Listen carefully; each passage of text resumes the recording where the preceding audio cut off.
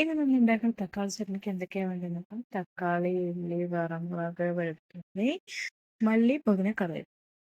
ഇത് നോക്കാൻ മതി. ഒരു പാത്രത്തിൽ എണ്ണ, വറമുളക്, വെളുത്തുള്ളി ഇട്ട് നന്നായി മിക്സ് ചെയ്യാം. മുളക് നല്ലപോലെ ബ്രൗൺ ഷെയ്ഡ് ആവണം വരെ ആക്കണം കേട്ടോ. എന്നിട്ട് അതിലേക്ക് നമ്മൾ എടുത്ത് വെച്ച് ഉള്ളി ആഡ് ചെയ്യാം.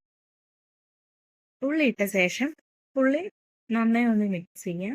ഉള്ളി നല്ല മൂപ്പാവണമെങ്കിൽ കുറച്ച് ഉപ്പ് ചേർത്തിട്ട് ഇളക്കണം കേട്ടോ. ഉപ്പ് ചേർത്ത് ഇളക്കുകയാണെങ്കിൽ നമുക്ക് പെട്ടെന്ന് ഉള്ളി നല്ലപോലെ വഴറ്റിയെടുക്കാൻ പറ്റും. ലേശം നമുക്ക് ഇത്ര അത്യാവശ്യം ഉപ്പ് വേണ്ട ആ ഉപ്പ് അതിലേക്ക് ആഡ് ചെയ്ത് വെക്കുക. നന്നായി മിക്സ് ചെയ്യുക. നന്നായി മിക്സ് ചെയ്ത് ഉള്ളി നല്ലപോലെ ബ്രൗൺ ഷെയ്ഡിലാവണ വരെ മിക്സ് ചെയ്ത് കൊടുക്കാം. അതിലേക്ക് നമുക്ക് തക്കാളി ആഡ് ചെയ്യാം. നമ്മൾ എടുത്ത് വെച്ച തക്കാളി ആഡ് ചെയ്യാം. എന്നിട്ട് ഇനിയും നല്ലപോലെ മിക്സ് ചെയ്ത് കൊടുക്കുക. നന്നായിട്ട് എല്ലാം കൂടി മിക്സ് ചെയ്യാം കേട്ടോ.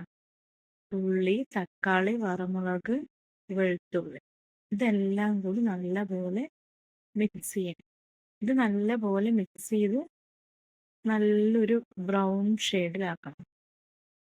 നല്ല ഉള്ളിയൊക്കെ നന്നായിട്ട് എണ്ണയിൽ നല്ലപോലെ ബ്രൗൺ ഷെയ്ഡ് ആവും.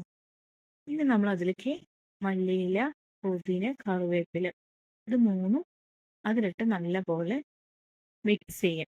നന്നായി വഴറ്റി കൊടുക്കുക. അത് നല്ലപോലെ ആകുമ്പോൾ തന്നെ നമുക്ക് അതിൻ്റെ കളർ ചേഞ്ച് ആവാൻ നമുക്ക് കാണാൻ പറ്റും.